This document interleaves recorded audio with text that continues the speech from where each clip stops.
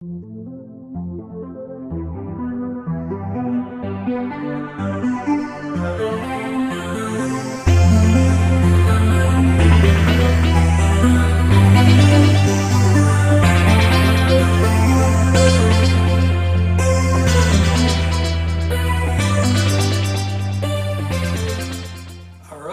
subject for today is John Upchurch IV.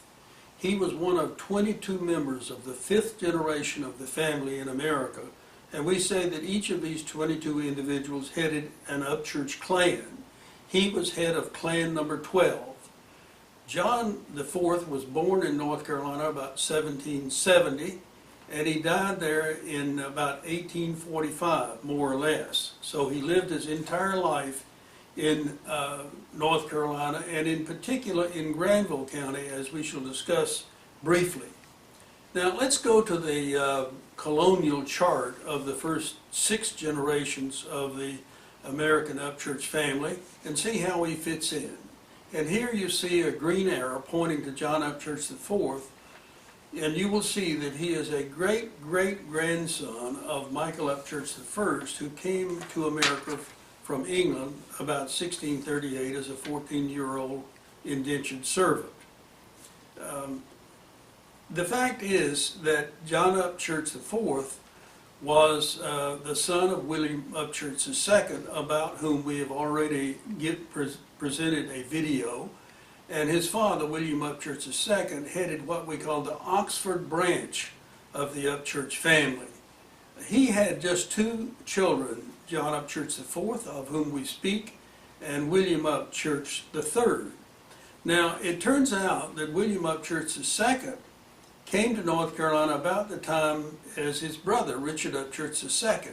These 2 brothers came down from Brunswick County, Virginia, and were found on the tax rolls in the large Granville County about 1755.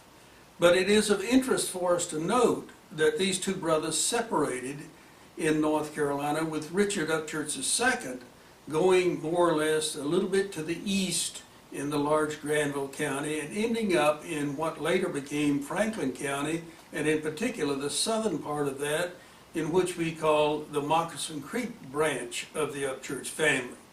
But William Upchurch II, head of the Oxford branch, stayed in the general area of Oxford, North Carolina, and remained there for his entire life, as did his son John Upchurch IV and his son William III. So we have the opportunity now to focus on this particular group of people, the father and the 2 sons, who lived in Granville County. Let's in fact take a look at a small part of a North Carolina highway map which shows the town of Oxford.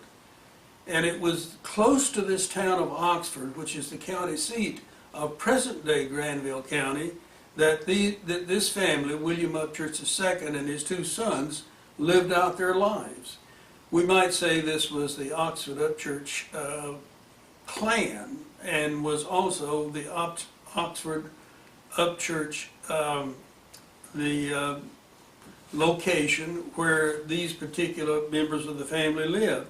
We'll have a great deal more to dig out about this family, but let's look at a few specifics that we have which give us confidence that we know how John Upchurch IV fits into the family. We see here the state census of North Carolina, taken in 1786, of the Oxford district in Granville County, North Carolina. Now you'll note that the state census is a special census. This was done in just a few states and on a few occasions, and it's different from the federal census, which were always taken at the decade level, that is in every 10 years, like in 1790, 1800, 1810, 1820, and so on. But this particular one is very useful to us because you see the details there of this particular William Upchurch family. And we have in that family 4 individuals, a male 21 to 60 years of age. which would have been William Upchurch II, born about 1735, and the father of the John Upchurch IV, of whom we speak. Now, there were two males in that family, both 0 to 21 years of age. Now, their names were not given on the census. Their father's name was given as William, and we show him as William II. But the two sons fit into the family very nicely, because we say that John Upchurch IV was born in 1770, so you would see he would be of the right age to have fit what the census said. And his brother, William Upchurch III, was born in 1774, and he fits the record as well. Now, there were two females shown in the census records, but the ages of these are not given. We can presume that one is most likely the father of, or is the wife of William Upchurch II. Now, who is the other female? We have no way of knowing. It is possible that this was a daughter of William Upchurch II, and therefore a sister of John Upchurch IV, but we have no other evidence that that is the case. So that this second female could in fact have been a sister of William II or a sister of his wife. We have that yet to do more studying. Now, this census taken in 1786 would have been a short time before John Upchurch IV married. He married in 1790 in Granville County, North Carolina, Mary Ann Harris. And this Harris family is a special one which we'll devote more attention to a little later. So here was John Upchurch IV, a young man, as of 1790 in North Carolina, in Granville County, married and prepared to have children. But let's look at the 1800 census and see what that tells us about the family. And in this case, we look at the family of John Upchurch, and in fact we say that is John Upchurch IV, and there were only 4 members in this family at that particular time in 1800.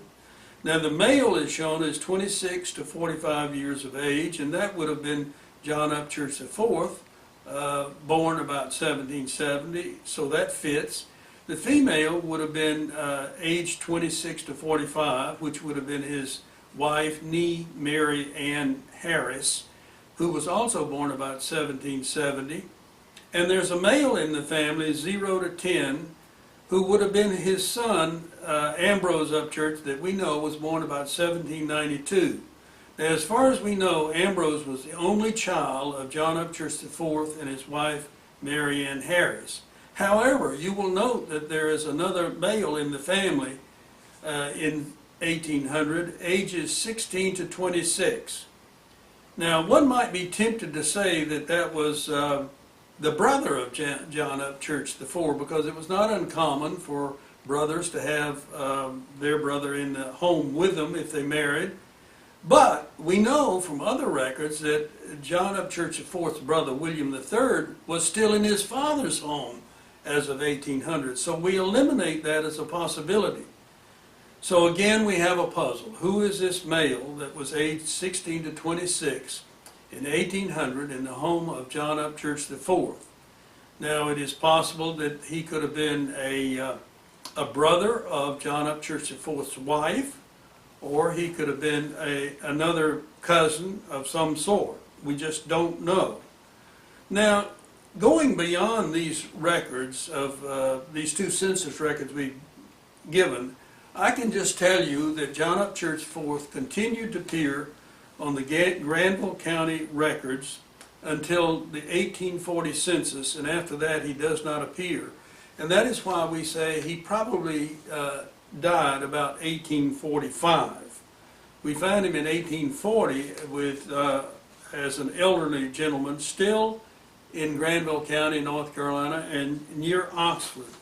I'd like to turn now to the family of John Upchurch IV, giving a little more detail. And you see a chart here which reveals the fact that John Upchurch IV and Mary Ann Harris had just the one child, Ambrose, born in 1792. and he married in Franklin County, North Carolina, Elizabeth Hill, and they had 4 children. Now, one of the reasons that this family is so notable is that their son, John Jordan Upchurch, whom you see in this list, was one of the most prominent Upchurches of all. And we've already presented a video specifically on John Jordan Upchurch, so I will not go into detail on that.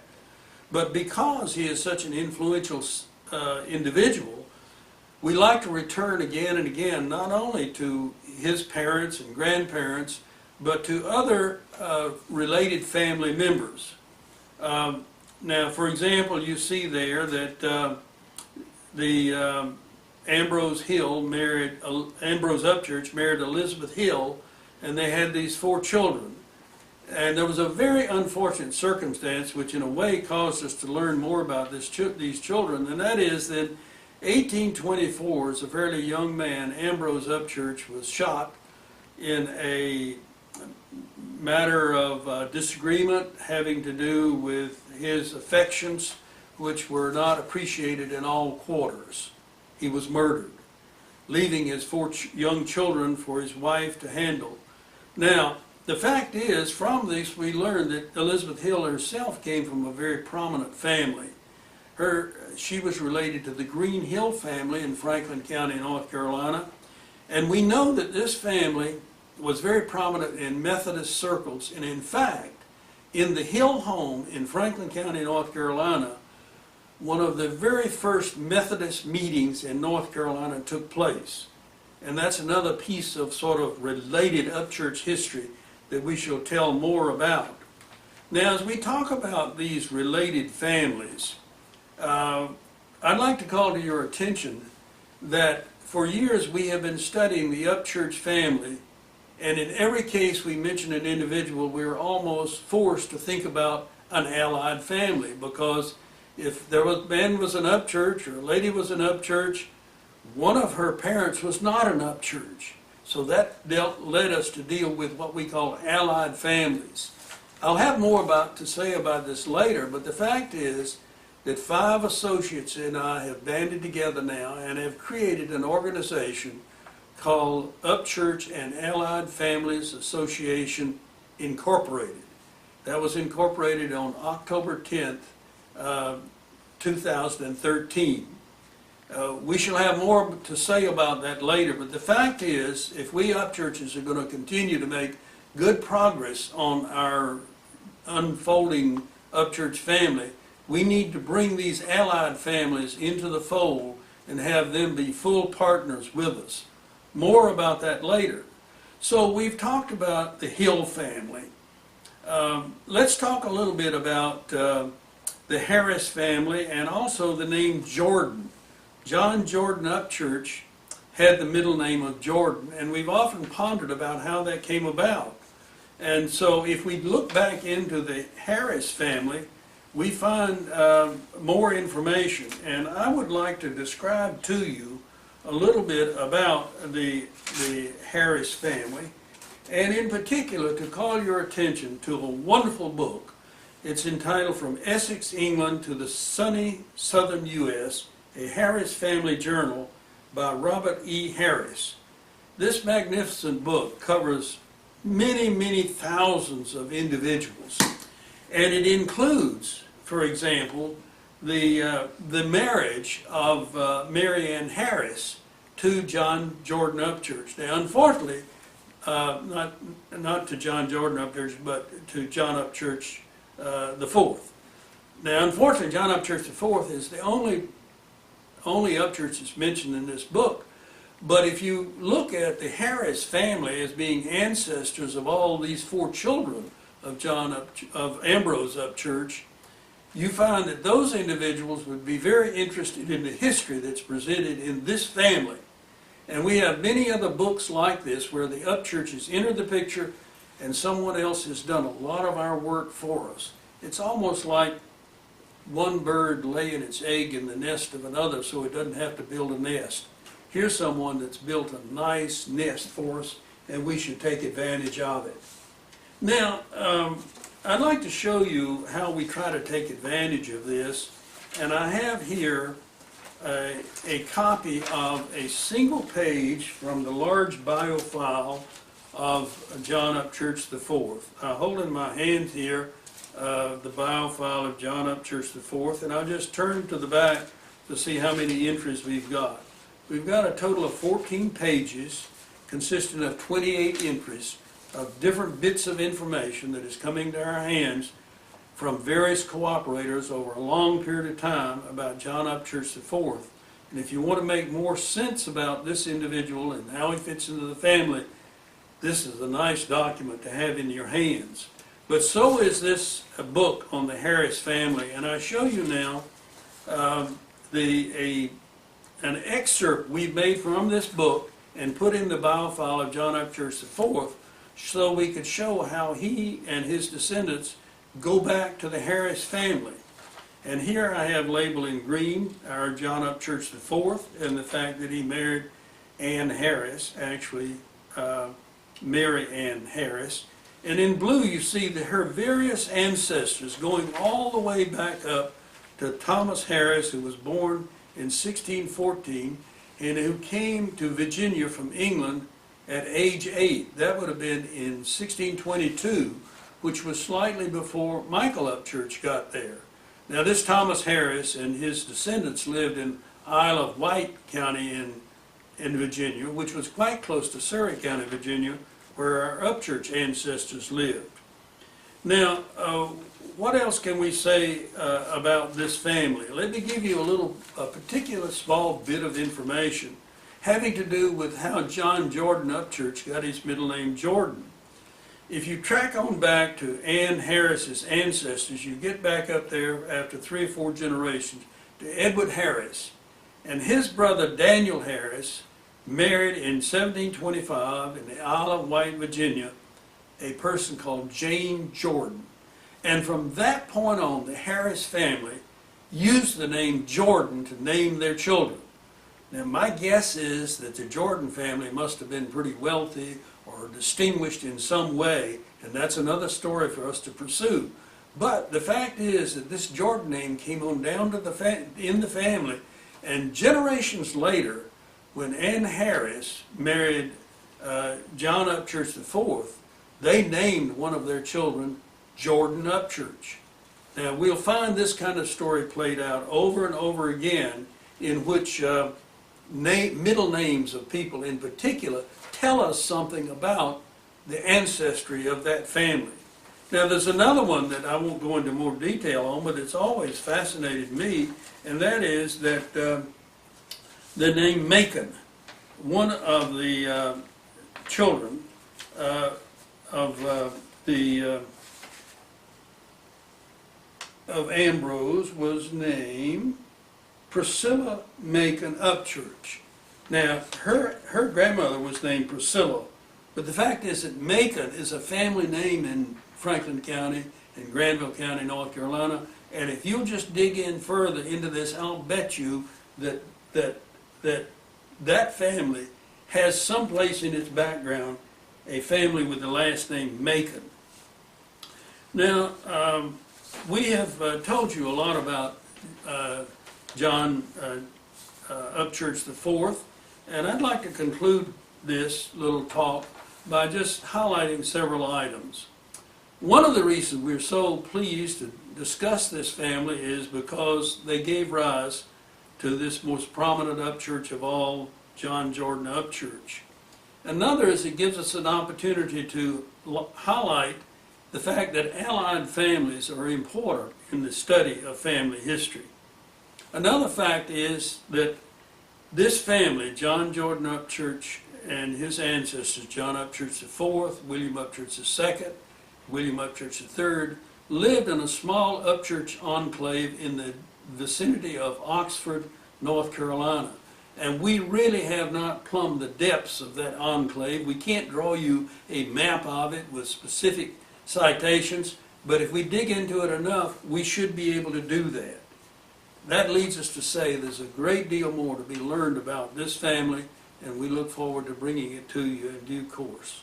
Thank you for listening.